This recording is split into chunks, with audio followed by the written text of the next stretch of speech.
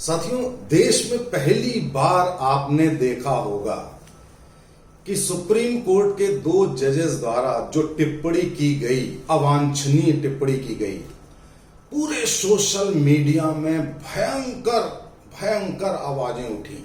आपने देखा होगा, और इतनी ज्यादा उठी कि 117 लोगों ने मुख्य न्यायाधीश को पत्र लिख के कहा कि ऐसी अवांछनीय टिप्पणियां हटानी चाहिए।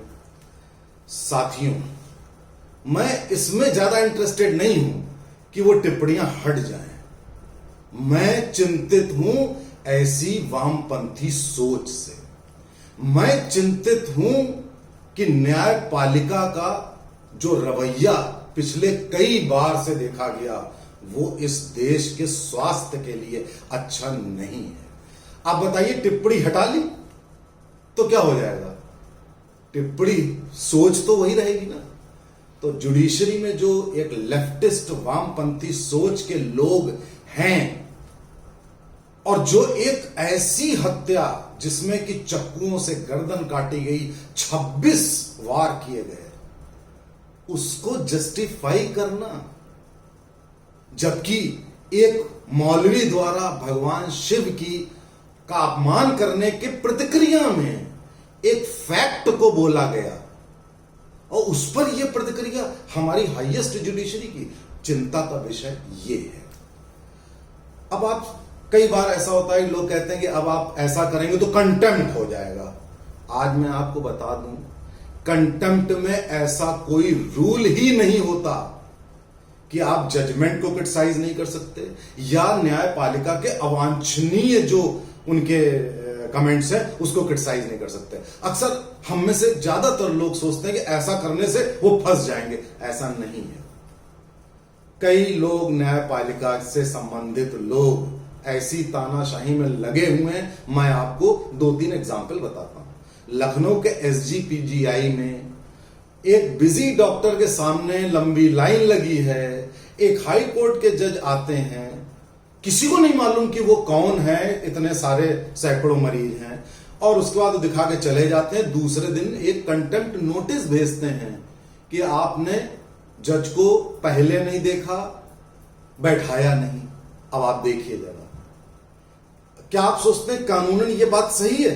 कतई सही नहीं है। इसी तरह दूसरा एग्जाम्पल लीजिए कि एक उसमें ट्रैफिक में जज साहब की गाड़ी रोक दी जाती है, और काफी देर तक रोके रहता है वो जो ट्रैफिक पुलिस वाला है, और वो कोर्ट जाके एक नोटिस निकाल देते हैं कि भाई साहब एक्सप्लेनेशन की माफी मांगी जाए, और भविष्य में अगर ऐसा हुआ तो हम ऐसा कर देंगे। क्या आप सोचते हैं कि ये सही है? ये गैर कानूनी है। ऐसे ही एक बार मैंने सुना, स्टेशन पर भी कुछ ऐसा हुआ कि गाड़ी चली गई और स्टेशन मास्टर ने नहीं पहचाना या जो भी किया। कहने का तात्पर्य यह है कि कंटेम्प्ट का नियम ये होता ही नहीं है, कानून ये होता ही नहीं। मैं डॉक्टर हूं लेकिन मैंने लॉ किया हुआ है। कंटेम्प्ट का मतलब है कि कोर्ट प्रेमिसेस में आप जो न्याय दिया है जज साहब ने उसको मानेंगे, जज साहब को क्रिटिसाइज नहीं करेंगे, उसके ऊपर ऐसी टिप्पणी नहीं करेंगे। ये है। ऐसा कुछ नहीं है कि सड़क पे चलने के वाला व्यक्ति अगर जज है तो उसको प्रिविलेज है, वो तानाशाह है। ऐसा कोई नियम कानून नहीं है। लेकिन ना सरकार ऐसा कानून बताती है लोगों को, ना कोई और बताता है। ये बात तो रही कंटेम्प्ट की। इसके अलावा मैं आपको बताऊं कि क्या आप सोचते हैं कौन इस देश का मुखिया है? क्या न्यायपालिका मुखिया है? गलत। वी द पीपल, जिसने संविधान बनाया, we dedicate this constitution to ourselves, यानी कि हमने बनाया, हम अपने को डेडिकेट करते हैं। तो सबसे बड़े होते हैं देश में लोग, उसके बाद होती है बड़ी संसद, कलेक्टिवली, इंडिविजुअली नहीं। उसके बाद संसद के बाद 3 विधायिका, कार्यपालिका और न्यायपालिका आती है। तो जब आप कार्यपालिका के ऊपर कंट्रोल मैकेनिज्म है, जब आपके विधायिका के ऊपर कंट्रोल मैकेनिज्म है, यहां तक कि लोकपाल बिल में आप प्रधानमंत्री तक को आप ट्रायल कर सकते हैं या उसको आप वोट देके हटा सकते हैं, लेकिन न्यायपालिका के ऊपर कोई कंट्रोल मैकेनिज्म नहीं। आप जरा देखिए, न्याय देना उसी तरीके का काम है जैसे कि कोई मजूरी कर रहा है, कोई ट्रेन चला रहा है, कोई हवाई जहाज चला रहा है, कोई सर्जरी कर रहा है, कोई कुछ कर रहा है, ऐसे ही एक कार्य है न्याय देना। बहुत बड़ा कार्य है ये, उसके ऊपर प्रजातंत्र है और न्याय देने में स्वायत्तता होती है, न्याय देने में इंडिपेंडेंस है। इस काम में इंडिपेंडेंस नहीं है कि आप सड़क पे आपको स्पेशल प्रिविलेज मिलेगा या आप तानाशाह होंगे। ये चीज होगी। आज बच्चों का भी समर वेकेशन और विंटर वेकेशन नहीं हो रही है, आप ले रहे हैं। 365 दिन में 150 दिन काम हो रहा है और बाकी लोग 18-18 घंटे काम कर रहे हैं। वो तानाशाह नहीं है।